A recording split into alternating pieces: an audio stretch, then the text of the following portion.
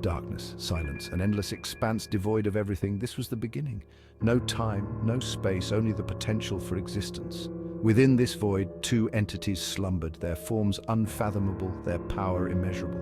One a swirling vortex of pure white energy, the other a still point of absolute black. They dreamt for eons, unaware of each other, their presence a whisper in the nothingness. The void remained undisturbed, a canvas waiting for the first stroke of creation. But even in this emptiness, a change was brewing. The white entity stirred, its energy pulsing, a heartbeat in the silence. The void felt it, the first tremor of what was to come. The awakening was about to begin. A blinding flash.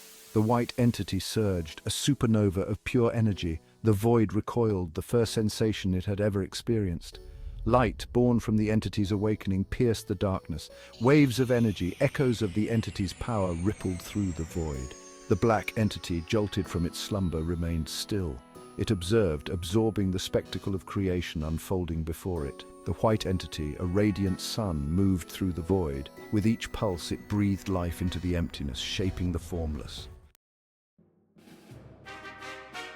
From the swirling energy, matter coalesced. Dust and gas, drawn together by the white entity's will, formed a swirling disk. The disk, a maelstrom of potential, spun faster, pulled tighter, heat intensified, igniting the core. A planet was born, bathed in the light of its creator. Oceans formed, their depths swirling with the building blocks of life. Volcanoes erupted, spewing forth the planet's molten heart. The white entity watched, its energy nurturing the fledgling world. Life, it knew, was the ultimate creation, the spark that would illuminate the void. Millennia passed. The planet, now a vibrant tapestry of blue and green, teemed with simple life. The white entity, its energy spent, drifted closer to the black. The black entity, having observed the creation, felt a stirring within itself, a pull, a curiosity towards its luminous counterpart. The two entities met not in a collision, but emerging, their energies intertwined, a dance of light and darkness. From this fusion, a new entity emerged, the Spector. It possessed the creative force of the white and the watchful stillness of the black, a being of immense power, capable of shaping the destiny of the universe. Section 5. The Spector's Reign. The Spector surveyed its creation. The planet thrived, a testament to the power it now wielded, but something was missing. Purpose, a reason for existence beyond the simple act of being. The Spector contemplated, its thoughts echoing through the void. Then it reached down, its touch charged with power ignited the planet anew. From the primordial soup, new life arose, creatures of instinct and desire, driven by forces they couldn't comprehend. This, the Spector decided, was good. This was the beginning of a story. Section 6. The Rise of Mortals. Time, meaningless to the Spector, flowed like a river across the planet. The creatures evolved, driven by survival. They learned, they adapted, they grew, and in time a new species emerged. One with the capacity for thought, for reason, for creation in its own right. Humankind. The Spector watched with detached interest. These humans, fragile yet ambitious, intrigued it. They built, they destroyed, they loved, they grieved. Their lives were fleeting, but their impact resonated. The planet, once a blank slate, was now etched with their triumphs and failures. Section 7. A World of Faith. Millennia passed, humanity spread across the planet, forming tribes, then civilizations. They looked to the heavens, to the swirling entity that dominated their sky, and wondered. Awe turned to fear, fear into reverence. They named it the Spector, the unseen force that governed their world. Temples were built, rituals performed, sacrifices offered. Humanity, in its search for meaning, created faith. They wove stories of the Spector's power, its wrath, its benevolence. They sought its favor, its guidance, its protection from the unknown.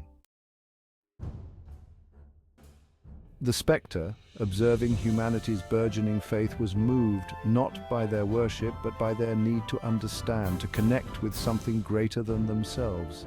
And so it acted.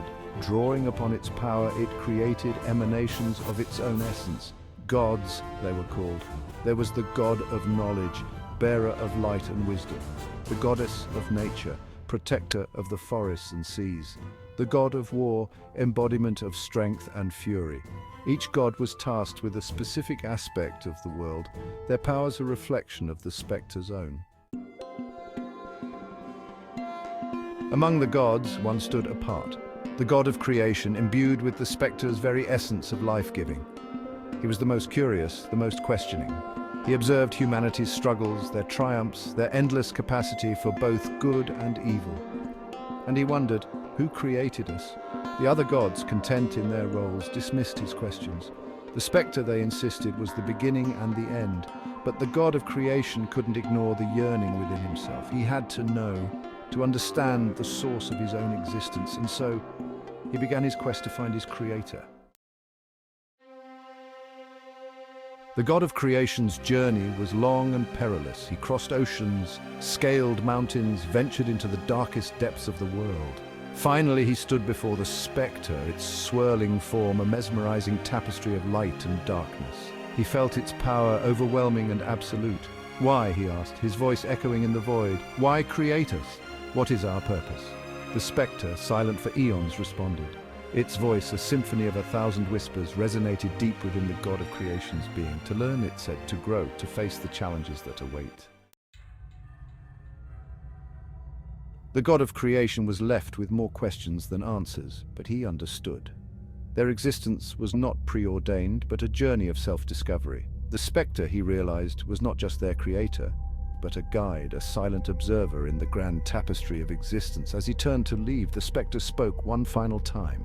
Its voice, now a low rumble, sent a shiver through the god of creation. Beware, it warned, the whispers in the darkness. Beware, the Red King. The god of creation paused, fear gripping his heart. The Red King, who was this being, and what threat did it pose? He looked back at the Spector, but it offered no further explanation. His journey, it seemed, was far from over.